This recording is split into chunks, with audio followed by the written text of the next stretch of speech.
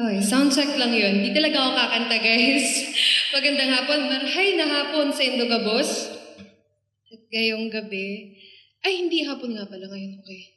So, ngayong hapon, gusto ko talagang i-share kung paano ako nagsusulat ng kanta. Pero, pagkapasok ko kanina, na-realize ko na yung mga tao pala dito, yes, nakikinig sila ng music, pero hindi naman sa inyo, hindi lahat sa inyo ay mahilig gumawa ng kanta. Kaya, okay, sige. Bago tayo ng ito-talk ngayong hapon. Kaya, kakanta na lang talaga tuloy ako. Pero gusto kong, nabitin kayo, no? Pero gusto ko kasing i-face din yung fear ko eh. Isa to sa mga kinakatakutan ko, yung magsalita sa harap ng maraming tao. Na puro lang salita, pero hindi magpo-perform. Kaya nga, hawak ko rin yung gitara ngayon eh. Para may makakapitan ako kasi kinakabahan talaga ako. First time ko to eh. Ang dami nyo eh. Nahinginig ako. Pero, sige. Ngayon, gusto ko i-share pa rin kung paano ako gumagawa ng kanta. Pero, iba. Gusto kong i-share kung paano ako gumagawa ng kanta o kung paano ko ginagawa yung kanta ng buhay ko. Yung journey ko as a singer-songwriter. Magsisimula tayo sa concept. Marami akong concept na in-explore ng bata ako. Natuto akong mag-drawing. Natuto akong sumayaw. Natuto akong mag-play ng iba't ibang mga instruments. Yan yung mga concept na gusto kong gawa ng kanta. Nagigets niyo ba yun? Yes, nag-yes. Kaya, yung mga concept na yun, parang hindi ako nasa-satisfy. May kulang. Hindi ko natatapos yung kanta eh. Pero until na-discover ko ang pagsusulat ng kanta, sabi ko, uy, nice. Okay to ah. Try ko gumawa ng kanta. Pero akala ko, nabibitin pala kayo. Sige, mamaya. Pero ayun na nga. Akala ko,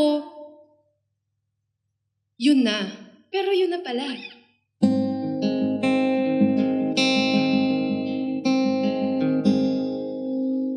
Natuto akong magsulat ng kanta. Dumako naman tayo sa verse. Kung nakaisip na tayo ng concept, at ang concept ko na yun ay pagsusulat ng kanta. At yun na nga, napunta na tayo sa verse. Sulat lang ng sulat ako ng kanta.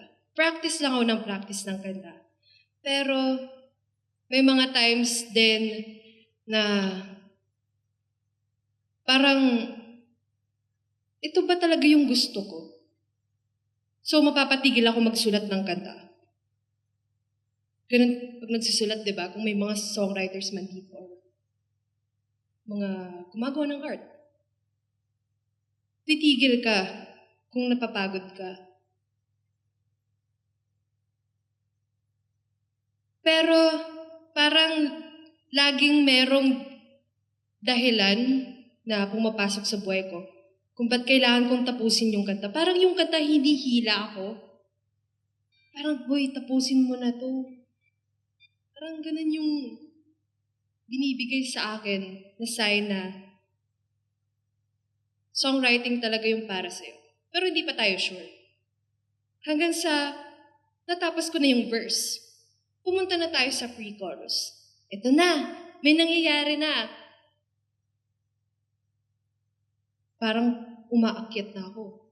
Kakaroon ako ng momentum. Hanggang sa, ito na yung chorus. Ang chorus naman, yung exciting part, yan na. Nakapag-release na ako ng mga kanta. Na-discover ako ng isang label, Sony Music. Sabi ko, Nax, big time ah. Akala ko yun na. Akala ko tuloy. Pero may verse pa pala. Umulit-ulit, isang verse. Second verse. Okay, mag-iisip ulit ako. Ano bang pwede kong ilagay sa verse? Hanggang sa wala naman akong maisip tuloy. Parang, yun na lang lagi nangyayari. Paulit-ulit na lang. Wala nang katapusang verse. Repetition, gano'n. Until tumigil ulit ako. To the point na na-burnout din ako. Na wala nang pumapasok sa isip ko. Pero, ayun na ulit. Biglang may dahilan naman kung ba't kailangan kong bumalik sa passion ko. Parang meron ulit na nag-ignite ng fire within me. At ayun, nasa pre-chorus ulit tayo.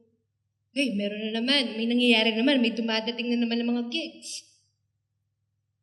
Hanggang sa lumipad na si Diwata, isa na akong fairy. At chorus. Ito na naman yung exciting part. Marami na namang nangyari. Marami na akong mga achievements. May isa akong kanta na nanalo ng isang award.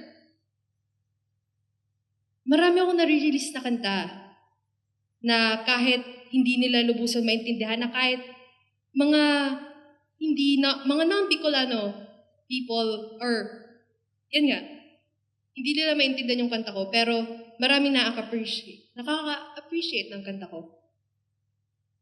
Nakakatuwa yung feeling na parang ayoko nang matapos to, na gusto ko na lang manatiling nasa tuktok, manatiling lumilipad na isang diwata. Pero hindi pala ganun yung buhay. Hanggang sa bumagsak. Masakit bumagsak, lalo na kung nandun ka na eh. Na-feel mo na yung tuwa, na-feel mo na marami ka nang na-achieve. Marami ng taong proud sa'yo, parang ang sarap sa feeling na ayaw mo na matapos. Kaya, andun, itigil ka ulit sa pagsulat ng kanta kasi parang, okay, wala na naman na nangyayari. Kasi bumagsak ka. Nandun ka na ulit sa baba. Naglalakad ka ulit. Ganun. Kaya, thankful ako kasi dumating ang bridge. Yan yung naging tulay. Ang mga taong naging tulay kung bakit hindi ako sumuko. God, my family, my friends, kayo, yung mga supporters ko, na hindi kayo nagsawang supportahan yung music ko. Until lumipad ulit si Diwata. Chorus. Pero itong chorus na to, ito na yung bonggang chorus na. Parang lahat ng achievements, hindi na lang ako yung natutuwa rin eh. Kasi lahat ng tao na-inspire na rin. Lahat ng tao, or karamihan sa'yo. Pero ayun nga, na-inspire na rin sa ginagawa ko, or nagkakaroon na rin ako ng positive impact sa lahat ng nakikinig sa songs ko. Yun yung best part eh. Kaya yun yung last chorus. Until, finally, nakagawa ko ng kanta. Masarap sa feeling na makagawa ng kanta, pero alam kong marami pa akong magagawang kanta. Madami pa akong kwentong mai-share sa inyong lahat. Meron pang album na tinatawag. May part 2. May 10-minute version. Pero kung ang buhay man ngayon ay malungkot,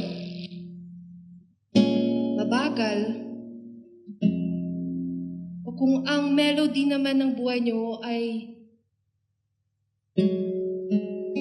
magkakaroon ng ganitong kulay. May ganitong tunog. Ibig sabihin, hindi lang ganito ang chord progression ng buhay natin. Hindi lang ganito ang tempo ng buhay natin. Meron ding ganito.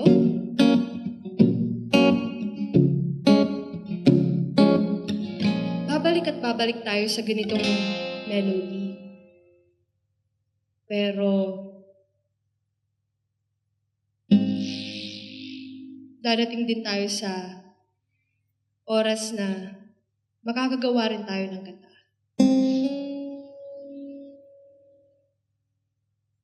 At dahil dyan, para tapusin ko ang talk kong ito, gusto kong ibahagi kung ano yung kantang nanalo ng award. Para itapos yung ito.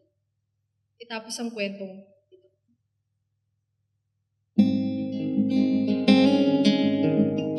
This time, totoo na.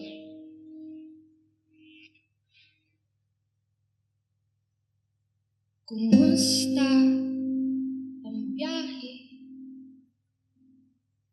Tagal ka na. Marina, pinagluto ka. Ba't nakakayak tong kanta? Lo. Kumusta ang biyahe na pagkal ka daw? Marina, pinagluto ka na. Bicol Express, pansit patoy, kung laing na may siling. Ay, nabuyo. Sabayan niyo. Kumusta ang aldaw ko, ibahan mo ako. Nalibuton niya tong duwaan kami kulan. Karo kasi mayon na makayon. Hindi ka na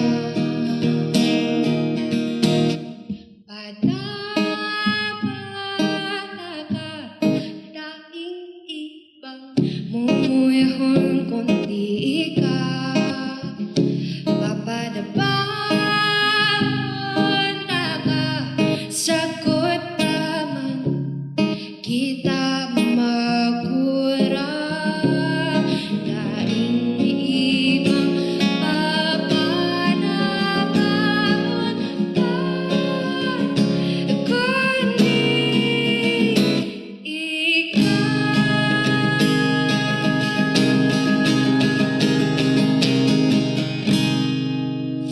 Maraming salamat sa muli. Ako si Diwata.